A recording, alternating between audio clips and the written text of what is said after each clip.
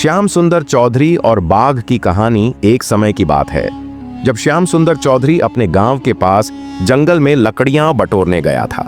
जंगल घना और शांत था, लेकिन अचानक उसे झाड़ियों के पीछे से एक कराहने की आवाज सुनाई दी।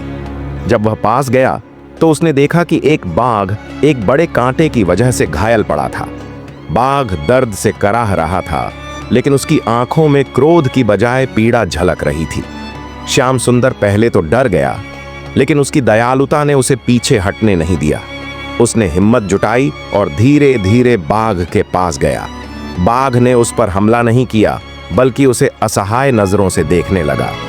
श्याम सुंदर ने एक लंबी लकड़ी की मदद से बाघ के पंजे में फंसा कांटा निकाल दिया। जैसे ही कांटा निकला, बाघ ने राहत की सांस ली और धीरे धीरे उठकर खड़ा हो गया। श्याम सुंदर तुरंत पेड़ पर चढ़ गया, क्योंकि उसे डर था कि बाघ अब हमला कर सकता है। लेकिन बाघ ने ऐसा कुछ नहीं किया। वह कुछ देर श्याम सुंदर को देखता रहा और फिर धीरे धीरे जंगल में चला गया। कुछ दिनों बाद गांव के पास एक और घटना घटी। कुछ जंगली शिकारी गांव में घुस आए और मवेशियों को पकड़ने लगे। गांव वाले डर गए और बचाव के लिए इधर उधर भागने लगे। तभी जंगल से वही बाघ प्रकट हुआ और शिकारी उसे देखकर घबरा गए। बाघ ने एक दहाड़ मारी और शिकारी डर कर भाग खड़े हुए। गांव वाले यह देखकर चकित रह गए।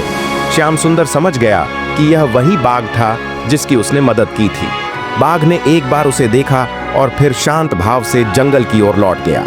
इस घटना के बाद गांव में सभी ने समझा कि दयालुता सिर्फ इंसानों तक सीमित नहीं होती, बल्कि जानवर भी इसे पहचानते और उसका बदला चुकाते हैं। इस कहानी से हमें यह सीख मिलती है कि प्रेम और दया की शक्ति किसी भी डर से बड़ी होती है, और अगर हम निस्वार्थ भाव से किसी की मदद करें तो प्रकृति हमें उसी रूप में लौटाती है।